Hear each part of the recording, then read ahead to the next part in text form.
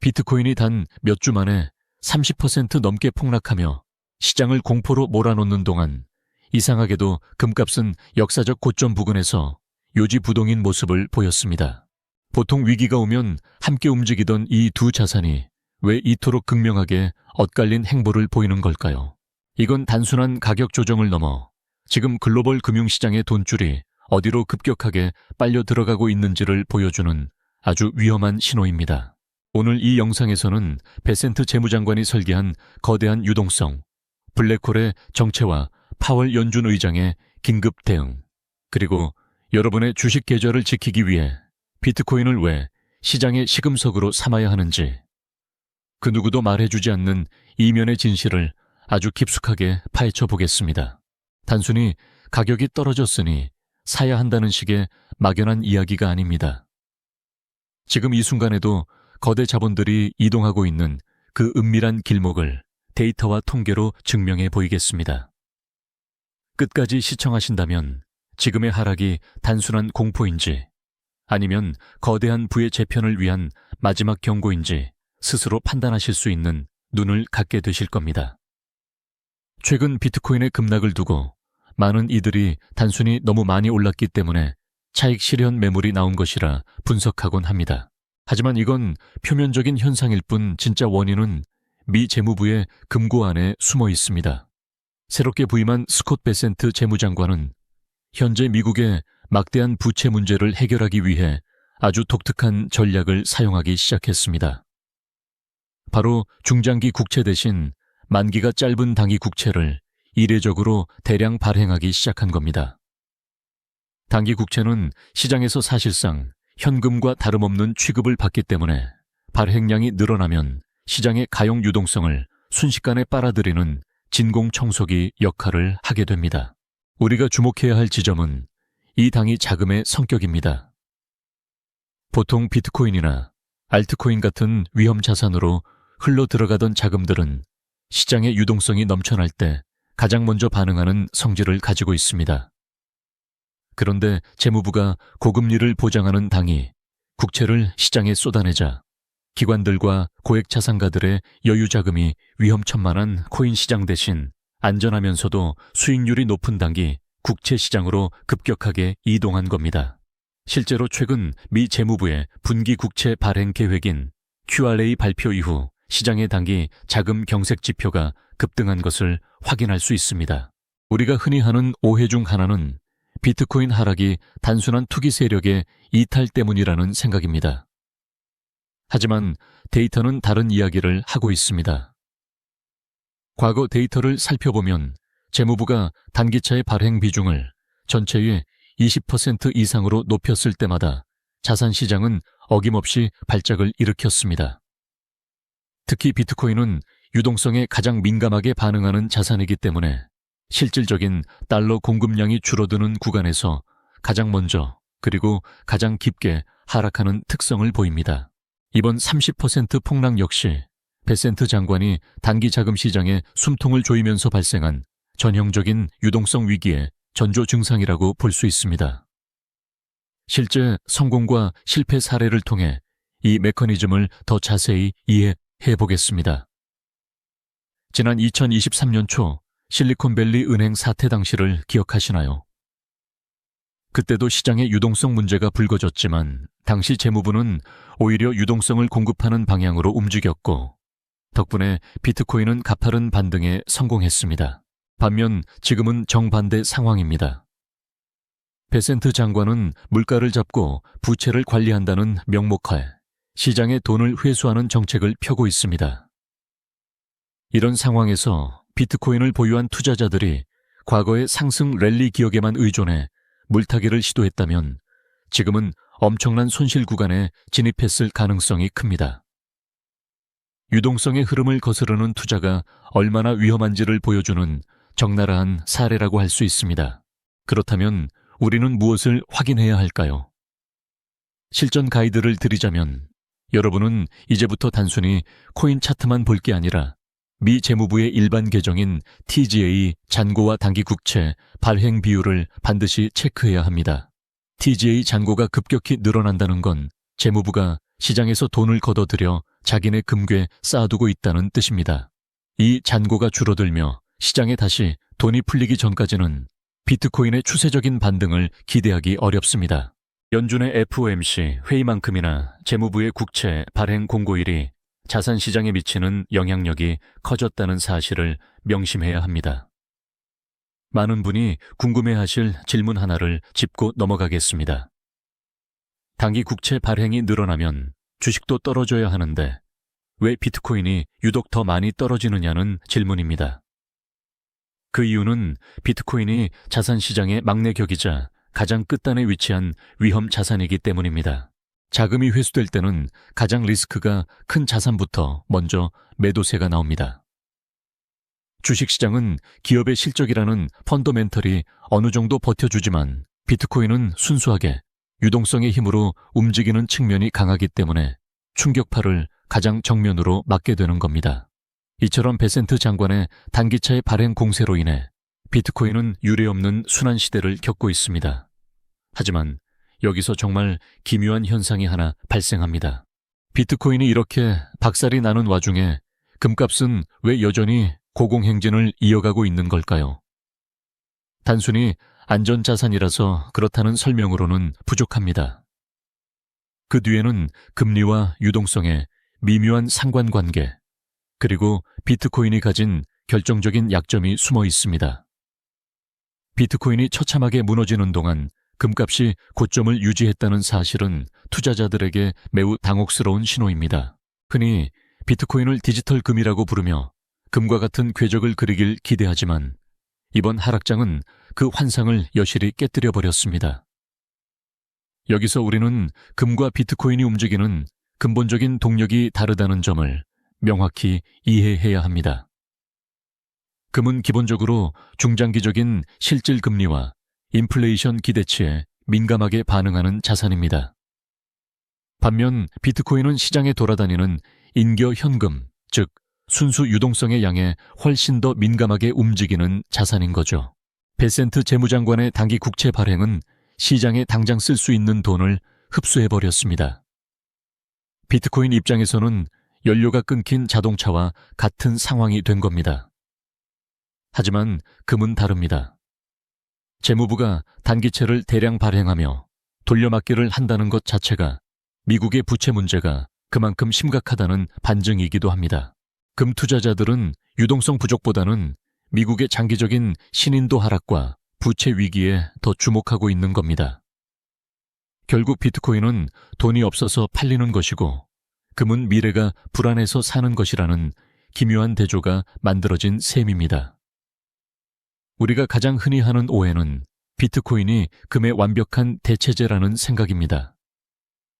물론 장기적으로는 그럴 수 있겠지만 지금처럼 신용경색의 조짐이 보이는 위기 상황에서는 비트코인의 위험 자산 성격이 안전 자산 성격보다 훨씬 강하게 나타납니다.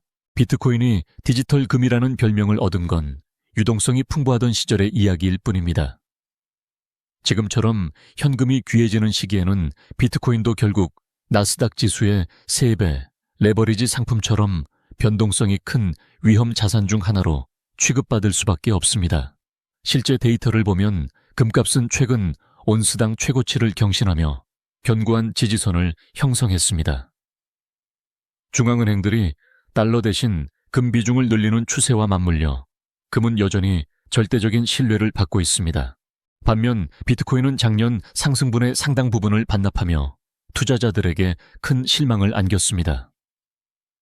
이 과정에서 성공한 투자자들은 금과 비트코인을 묶어서 생각하지 않고 각각 안전판과 가속 페달로 분리해서 관리했습니다.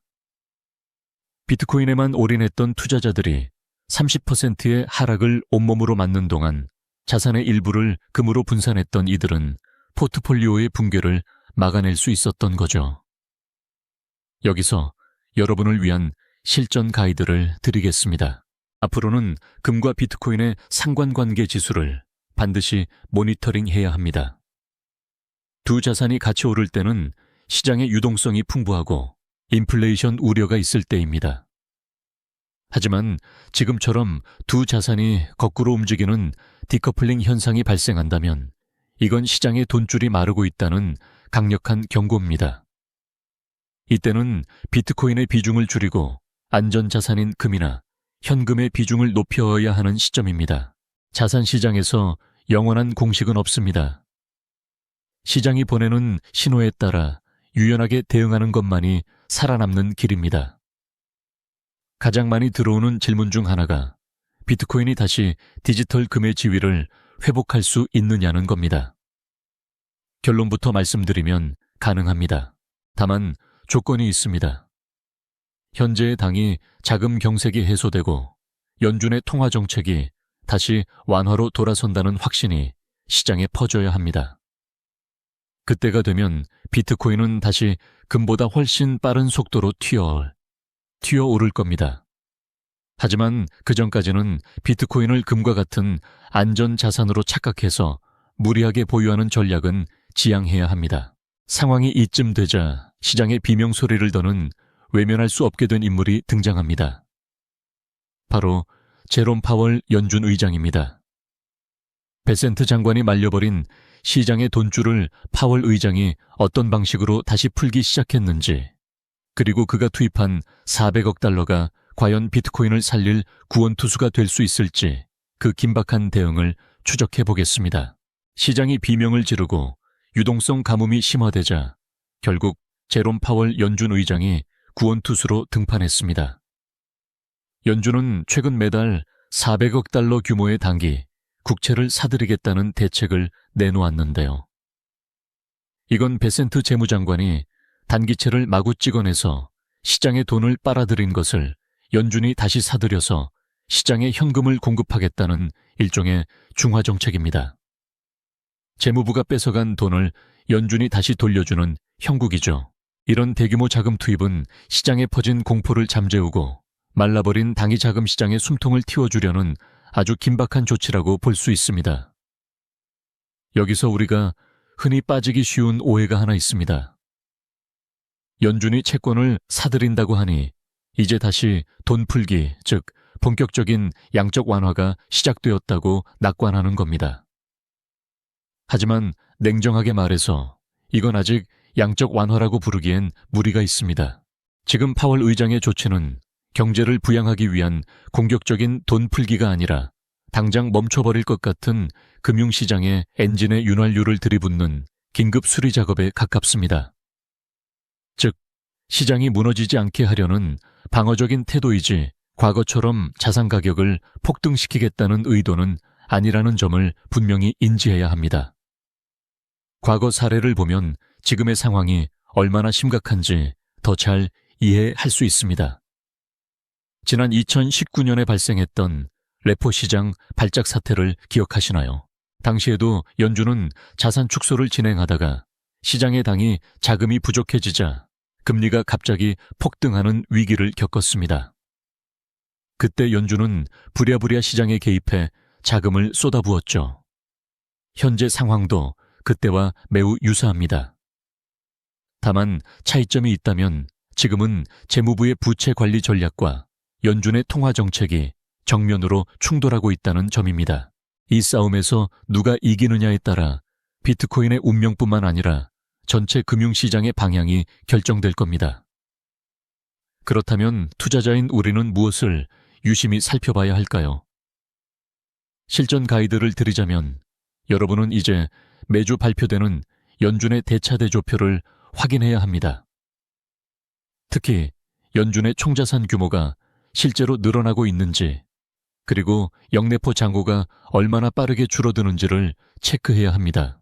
만약 연준이 400억 달러를 투입하고 있음에도 불구하고 영내포 잔고가 줄어들지 않거나 오히려 늘어난다면 이건 시장의 돈이 여전히 위험자산으로 가지 못하고 연준의 금고로 다시 숨어버린다는 뜻입니다.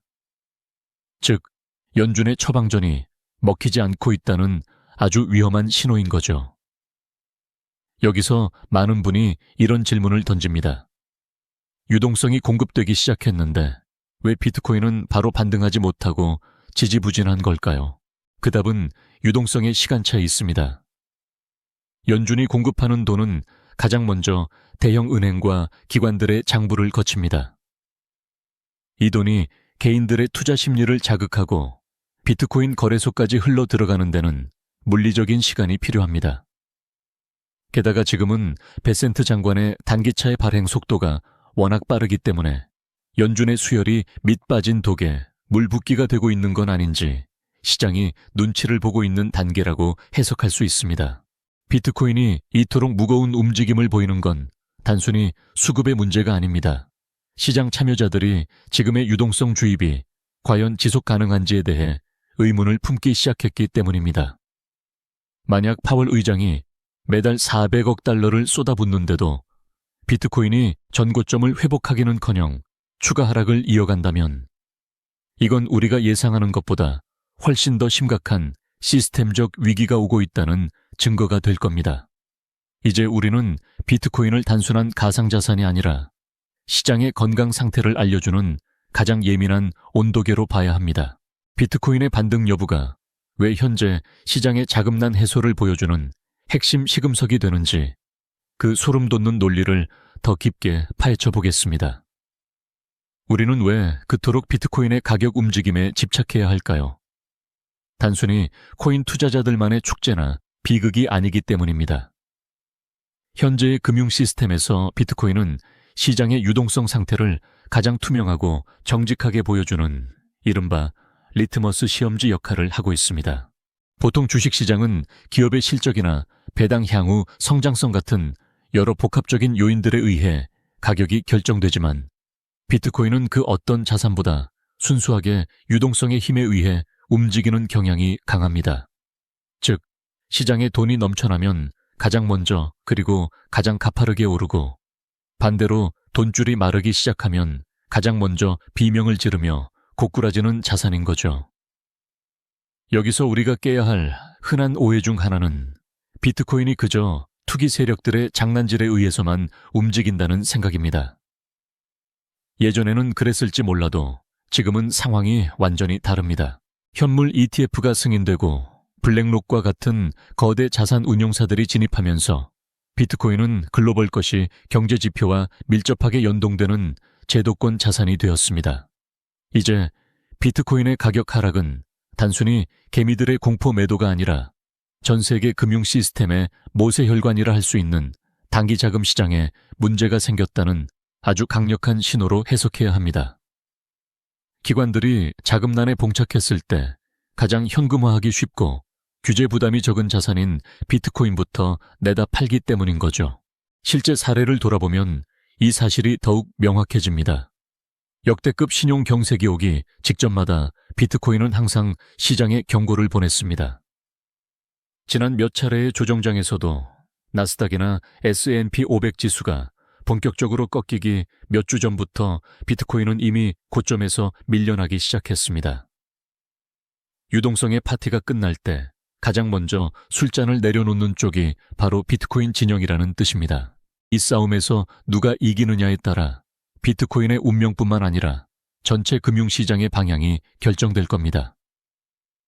그렇다면 투자자인 우리는 무엇을 유심히 살펴봐야 할까요? 실전 가이드를 드리자면 여러분은 이제 매주 발표되는 연준의 대차대조표를 확인해야 합니다.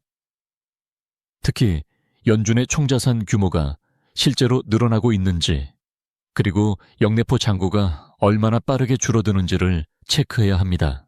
만약 연준이 400억 달러를 투입하고 있음에도 불구하고 영내포 잔고가 줄어들지 않거나 오히려 늘어난다면 이건 시장의 돈이 여전히 위험 자산으로 가지 못하고 연준의 금고로 다시 숨어버린다는 뜻입니다. 즉, 연준의 처방전이 먹히지 않고 있다는 아주 위험한 신호인 거죠. 여기서 많은 분이 이런 질문을 던집니다. 유동성이 공급되기 시작했는데 왜 비트코인은 바로 반등하지 못하고 지지부진한 걸까요? 그 답은 유동성의 시간차에 있습니다. 연준이 공급하는 돈은 가장 먼저 대형 은행과 기관들의 장부를 거칩니다. 이 돈이 개인들의 투자 심리를 자극하고 비트코인 거래소까지 흘러 들어가는 데는 물리적인 시간이 필요합니다. 게다가 지금은 베센트 장관의 단기차의 발행 속도가 워낙 빠르기 때문에 연준의 수혈이 밑빠진 독에 물 붓기가 되고 있는 건 아닌지 시장이 눈치를 보고 있는 단계라고 해석할 수 있습니다. 비트코인이 이토록 무거운 움직임을 보이는 건 단순히 수급의 문제가 아닙니다. 시장 참여자들이 지금의 유동성 주입이 과연 지속 가능한지에 대해 의문을 품기 시작했기 때문입니다. 만약 파월 의장이 매달 400억 달러를 쏟아붓는데도 비트코인이 전고점을 회복하기는커녕 추가 하락을 이어간다면 이건 우리가 예상하는 것보다 훨씬 더 심각한 시스템적 위기가 오고 있다는 증거가 될 겁니다. 이제 우리는 비트코인을 단순한 가상자산이 아니라 시장의 건강 상태를 알려주는 가장 예민한 온도계로 봐야 합니다. 비트코인의 반등 여부가 왜 현재 시장의 자금난 해소를 보여주는 핵심 시금석이 되는지 그 소름 돋는 논리를 더 깊게 파헤쳐 보겠습니다. 우리는 왜 그토록 비트코인의 가격 움직임에 집착해야 할까요? 단순히 코인 투자자들만의 축제나 비극이 아니기 때문입니다. 현재의 금융 시스템에서 비트코인은 시장의 유동성 상태를 가장 투명하고 정직하게 보여주는 이른바 리트머스 시험지 역할을 하고 있습니다. 보통 주식시장은 기업의 실적이나 배당 향후 성장성 같은 여러 복합적인 요인들에 의해 가격이 결정되지만 비트코인은 그 어떤 자산보다 순수하게 유동성의 힘에 의해 움직이는 경향이 강합니다. 즉, 시장에 돈이 넘쳐나면 가장 먼저 그리고 가장 가파르게 오르고 반대로 돈줄이 마르기 시작하면 가장 먼저 비명을 지르며 고꾸라지는 자산인 거죠. 여기서 우리가 깨야 할 흔한 오해 중 하나는 비트코인이 그저 투기 세력들의 장난질에 의해서만 움직인다는 생각입니다. 예전에는 그랬을지 몰라도 지금은 상황이 완전히 다릅니다. 현물 ETF가 승인되고 블랙록과 같은 거대 자산 운용사들이 진입하면서 비트코인은 글로벌 것이 경제 지표와 밀접하게 연동되는 제도권 자산이 되었습니다. 이제 비트코인의 가격 하락은 단순히 개미들의 공포 매도가 아니라 전 세계 금융 시스템의 모세혈관이라 할 수 있는 단기 자금 시장에 문제가 생겼다는 아주 강력한 신호로 해석해야 합니다. 기관들이 자금난에 봉착했을 때 가장 현금화하기 쉽고 규제 부담이 적은 자산인 비트코인부터 내다 팔기 때문인 거죠. 실제 사례를 돌아보면 이 사실이 더욱 명확해집니다. 역대급 신용 경색이 오기 직전마다 비트코인은 항상 시장에 경고를 보냈습니다. 지난 몇 차례의 조정장에서도 나스닥이나 S&P 500 지수가 본격적으로 꺾이기 몇 주 전부터 비트코인은 이미 고점에서 밀려나기 시작했습니다. 유동성의 파티가 끝날 때 가장 먼저 술잔을 내려놓는 쪽이 바로 비트코인 진영이라는 뜻입니다. 만약 여러분이 비트코인의 이런 선행 지표적 성격을 이해하고 있었다면 최근의 30% 폭락을 그저 운이 없어서 일어난 일로 치부하지 않고 더 큰 위기를 대비하는 기회로 삼으셨을 겁니다. 그렇다면 우리는 구체적으로 어떤 지표를 함께 살펴봐야 할까요? 실전 가이드를 드리자면 비트코인 가격과 함께 스테이블 코인, 특히 테더의 유통량 변화를 반드시 확인해야 합니다. 테더는 가상자산 시장에서 달러여의 역할을 수행합니다. 비트코인 가격은 떨어지는데 테더의 유동성 공급마저 줄어들고 있다면 이건 시장에 새로운 자금이 유입되지 않고 기존 자금들마저 시스템 밖으로 빠져나가고 있다는 아주 위험한 신호입니다. 지금처럼 파월 의장이 400억 달러를 주입하고 있음에도 불구하고 비트코인의 거래 대금이 살아나지 않는다면 그 돈이 실질적으로 자산 시장까지 도달하지 못하고 어디선가 막혀 있다는 뜻으로 받아들여야 합니다. 이 지점에서 많은 분이 이런 질문을 던지곤 합니다. 비트코인이 안 오르면 결국 주식도 위험하다는 뜻인가요? 안타깝게도 그 대답은 예스에 가깝습니다.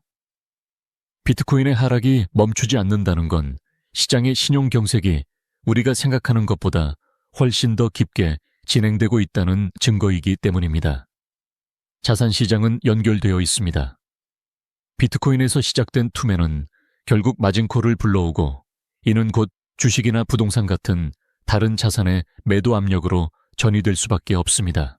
비트코인이 반등하지 못하는 상태에서 주식만 홀로 상승하는 시장은 사상 누각일 가능성이 매우 큽니다. 결국 비트코인은 지금 우리에게 아주 중요한 질문을 던지고 있는 겁니다. 파월 의장이 쏟아붓는 400억 달러의 유동성이 정말로 시장의 갈증을 해소해주고 있는지, 아니면 베센트 장관이 파놓은 거대한 부채의 구멍을 메우기에도 벅찬 수준인지를 가격으로 증명하고 있는 거죠. 만약 비트코인이 이 시금석 역할을 제대로 수행하며 바닥을 다지지 못한다면 그동안 모든 자산이 함께 올랐던 환상적인 파티는 이제 끝났다고 봐야 할지도 모릅니다. 우리가 그토록 즐겼던 에브리싱 랠리가 멈추고 주식시장에 본격적인 하락 압박이 시작될 수 있다는 이 섬뜩한 시나리오는 이제 현실로 다가오고 있습니다. 지난 몇 년 동안 우리는 그야말로 돈의 홍수 속에서 살았습니다. 주식도 오르고 비트코인도 오르고 심지어 부동산까지 오르는 이른바 에브리싱 랠리, 즉 모든 자산이 동반 상승하는 환상적인 시기를 지나왔거든요. 하지만 이제 그 축제의 커튼이 닫히고 있다는 신호들이 곳곳에서 감지되고 있습니다. 가장 민감한 비트코인이 이미 30% 폭락하며 경고음을 울린 것은 시작에 불과할지도 모릅니다. 유동성이라는 마약에 취해 있던 시장이 이제는 실질적인 현금 부족이라는 냉혹한 현실을 마주하게 된 겁니다. 우리가 가장 경계해야 할 흔한 오해 중 하나는 주식시장은 비트코인과 다르다는 믿음입니다. 많은 투자자가 비트코인은 변동성이 큰 투기 자산일 뿐이고 내가 가진 우량주는 기업의 실적이 뒷받침되기 때문에 안전할 것이라고 생각하곤 합니다. 하지만 이건 아주 위험한 착각입니다. 시장의 전체 유동성이 줄어들 때는 자산의 질을 따지기 전에 일단 돈을 회수하려는 움직임이 먼저 나타나거든요. 비트코인이 먼저 매를 맞은 것일 뿐 유동성 결핍이 지속되면 결국 그 화살은 주식시장의 심장부를 향하게 됩니다. 기관 투자자들은 비트코인에서 발생한 손실을 메우기 위해 수익이 나고 있는 우량주를 내다 팔 수밖에 없는 구조적인 상황에 처하기 때문입니다. 과거의 역사적 사례를 살펴보면 이런 시차를 둔 폭락의 패턴이 선명하게 보입니다. 대공황이나 닷컴 버블, 그리고 2008년 금융위기 당시에도 모든 자산이 한꺼번에 떨어진 것이 아닙니다. 가장 리스크가 큰 자산부터 차례대로 무너지기 시작했고 마지막에 주식시장이 굴복하면서 전체적인 폭락장이 완성되었습니다. 최근 비트코인이 보여준 30%의 급락과 반등 실패는 주식시장에 닥칠 거대한 하락 압박의 전조 현상으로 보는 것이 타당합니다. 실제로 나스닥 지수가 고점에서 횡보하는 동안 내부자들은 이미 기록적인 규모의 주식을 매도하며 현금을 확보하고 있다는 통계 데이터도 이를 뒷받침하고 있습니다. 그렇다면 우리는 이 위기 상황에서 어떤 구체적인 신호를 포착해야 할까요? 실전 가이드를 드리겠습니다. 이제부터는 주가 지수뿐만 아니라 기업들의 신용 스프레드를 반드시 체크해야 합니다. 신용 스프레드가 벌어진다는 건 기업들이 돈을 빌리기가 점점 더 어려워지고 있다는 뜻이고 이는 곧 유동성 위기가 실물 경제와 주식시장으로 전이되고 있다는 명확한 증거입니다. 특히 부채 비율이 높은 기술주나 성장주들은 금리 인상보다 유동성 공급 중단에 훨씬 더 취약합니다. 비트코인이 반등하지 못하는 상태에서 신용 스프레드까지 확대된다면 그때는 미련 없이 현금 비중을 극대화해야 하는 최후의 탈출 신호로 받아들여야 합니다. 이 지점에서 많은 시청자분이 이런 질문을 던지실 것 같습니다. 지금이라도 주식을 다 팔고 시장을 떠나야 할까요? 저의 대답은 무조건적인 매도보다는 전략적인 후퇴가 필요하다는 겁니다.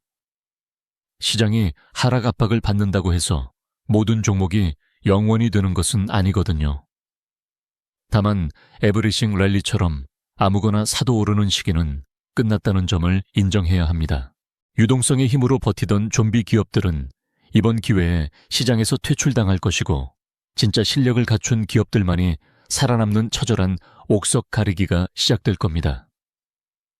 결국 지금의 상황은 베센트 재무장관의 국채 발행 전략과 파월 연준 의장의 방어전이 맞물리며 만들어진 거대한 유동성 소용돌이입니다.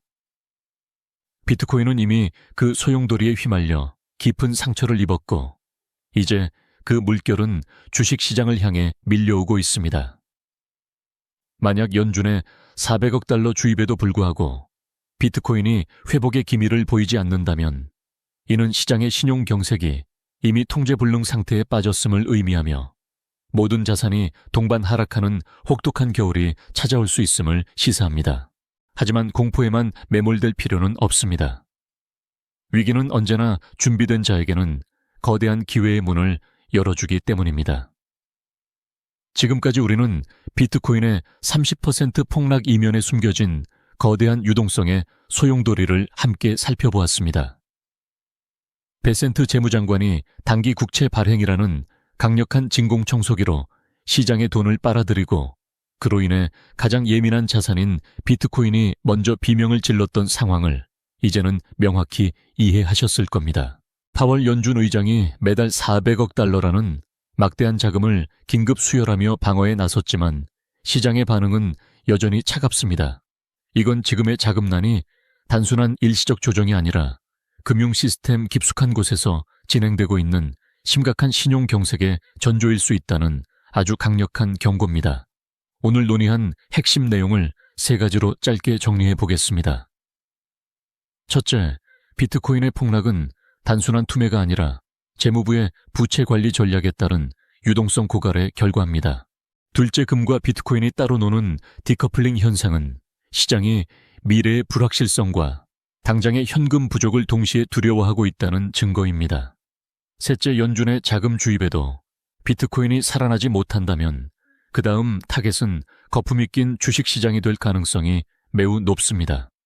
에브리싱 랠리의 시대가 가고 실질적인 체력과 현금 흐름이 증명된 자산만이 살아남는 냉혹한 차별화의 시대가 오고 있는 겁니다.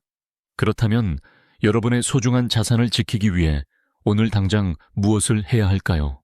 두 번째로, 비트코인을 단순한 투자 대상이 아니라 시장의 건강 상태를 알려주는 시금석으로 활용하시기 바랍니다. 만약 연준의 유동성 공급 소식에도 비트코인이 전고점의 절반 수준도 회복하지 못하고 횡보한다면 이건 주식시장에 닥칠 하락 압박이 생각보다 훨씬 강할 것이라는 신호입니다. 이때는 여러분이 가진 종목들 중에서 부채 비율이 높고 이익이 나지 않는 성장주들을 과감하게 정리하고 현금 흐름이 탄탄한 배당주나 안전자산인 금의 비중을 높이는 리밸런싱을 진행해야 합니다. 마지막으로 시장의 공포에 휩쓸려 모든 자산을 한꺼번에 던지는 우를 범하지 마세요.